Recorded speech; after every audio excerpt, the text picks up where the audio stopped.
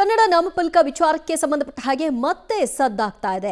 ಕನ್ನಡದ ನಾಮಫಲಕ ವಿಚಾರದಲ್ಲಿ ವಾಗ್ವಾದ ಏರ್ಪಟ್ಟಿದೆ. 60% ಕನ್ನಡದಲ್ಲಿರಬೇಕು ಅನ್ನುವಂತಹ ಸುತ್ತೋಲೆಯನ್ನು ಹೊರಡಿಸಿದ್ದಾರೆ. ಕರ್ನಾಟಕದಲ್ಲಿ ತಗ್ ಲೈಫ್ ರಿಲೀಸ್ಗೆ ಸುಪ್ರೀಂ ಸೂಚನೆ ಕೊಟ್ಟಿದೆ. ಸುಪ್ರೀಂ ಕೋರ್ಟ್ನ ಸೂಚನೆಯ ಮಧ್ಯೆಯೂ ಕೂಡ ಕನ್ನಡ ಪರ ಸಂಘಟನೆಗಳು ಎಚ್ಚರಿಕೆಯನ್ನು ಕೊಡ್ತಾ ಇವೆ.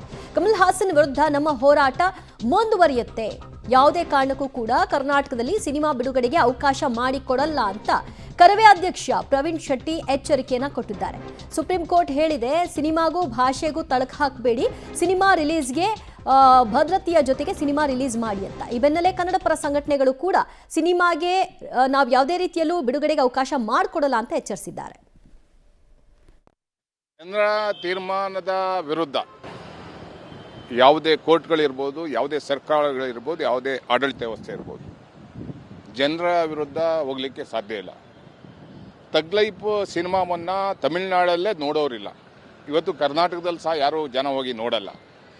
ಅದು ರಿಲೀಸ್ ಆದರೆ ನಮ್ಮ ಹೋರಾಟ ತೀವ್ರ ಇರುತ್ತೆ. ಇದು ವಾಣಿಜ್ಯ ಮಂಡಳಿ ಸರ್ಕಾರ ತಗೊಂಡಿರುವಂಥ ತೀರ್ಮಾನ. ಯಾವುದೇ ಕಾರಣಕ್ಕೂ ಒಬ್ಬ ಇಡೀ ರಾಜ್ಯದ ವಿರುದ್ಧ ಅವಮಾನ ಮಾಡಿ ರಾಜ್ಯದ ಜನರಲ್ಲಿ ಕ್ಷಮೆ ಕೇಳಲಿಕ್ಕೆ ಆಗದಿದ್ದಂಥ ಒಬ್ಬ ವ್ಯಕ್ತಿ, ಅವನಿಗೆ ಯಾಕೆ ಬೇಕಿಲ್ಲ ಸಿನಿಮಾ, ಇಲ್ಲಿನ ಸಂಪಾದನೆ ಆಗಬೇಕು. ಬಿಡುಗಡೆ ಆದರೆ ತೀವ್ರವಾದಂಥ ಹೋರಾಟ ಅದ್ರ ವಿರುದ್ಧ ಮಾಡ್ತೀವಿ. ಯಾವುದೇ ಕಾರಣಕ್ಕೂ ಬಿಡುಗಡೆ ಆಗಬಾರ್ದು ಅನ್ನುವಂಥ ಎಚ್ಚರಿಕೆಯನ್ನು ಕೊಡ್ತಾ ಇದ್ದೀವಿ. ಮಾಡಿದ್ದೇ ಆದರೆ ಅದ್ರ ವಿರುದ್ಧ ಕರ್ನಾಟಕ ರಕ್ಷಣಾ ವೇದಿಕೆ ಹೋರಾಟವನ್ನು ಮಾಡ್ತೀವಿ. ಯಾವುದೇ ಕೇಸ್ ಆಗಲಿ ಏನೇ ಆಗಲಿ ನಮ್ಮ ಹೋರಾಟ ತೀವ್ರವಾಗಿರುತ್ತೆ ಅನ್ನೋ ಎಚ್ಚರಿಕೆಯನ್ನು ಕೊಡ್ತಾ ಇದ್ದೀವಿ.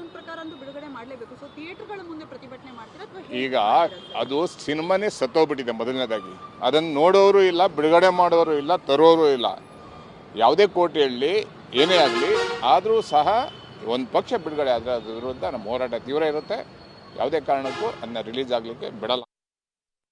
ಸುಪ್ರೀಂ ಕೋರ್ಟ್ ವಿಚಾರಣೆಯಲ್ಲಿ ಇನ್ನೊಂದು ವಿಷಯವನ್ನು ಕೂಡ ಹೇಳುತ್ತೆ. ಸಿನಿಮಾ ನೋಡಿ ಅಂತ ನಾನು ಹೇಳಲ್ಲ, ಅದನ್ನ ನೋಡುಗರಿಗೆ ಬಿಡಬೇಕು ಅಂತ. ಈಗ ಅದೇ ರೀತಿಯಲ್ಲಿ ನೋಡುಗರಿಗೆ, ಕನ್ನಡಿಗರಿಗೆ ಬಿಡಬೇಕು. ಈ ಸಿನಿಮಾವನ್ನ ಹೇಗೆ ಮುಟ್ಟಿ ನೋಡಿಕೊಳ್ಳುವಂತೆ ಮಾಡಬೇಕು ಅನ್ನೋದು ಒಂದು ವಿತರಕರ ಕೈಯಲ್ಲಿದೆ. ನಾವು ಸಿನಿಮಾ ತಗೊಳ್ಳಲ್ಲ, ನಾವು ಥಿಯೇಟರ್ಗೆ ಹಾಕಲ್ಲ ಅಂತ ಅವ್ರ ಡಿಸಿಷನ್ ತಗೊಳ್ಬೇಕು. ಇನ್ನೊಂದು ಕನ್ನಡಿಗರು ನಿರ್ಧಾರಕ್ಕೆ ಬರಬೇಕು.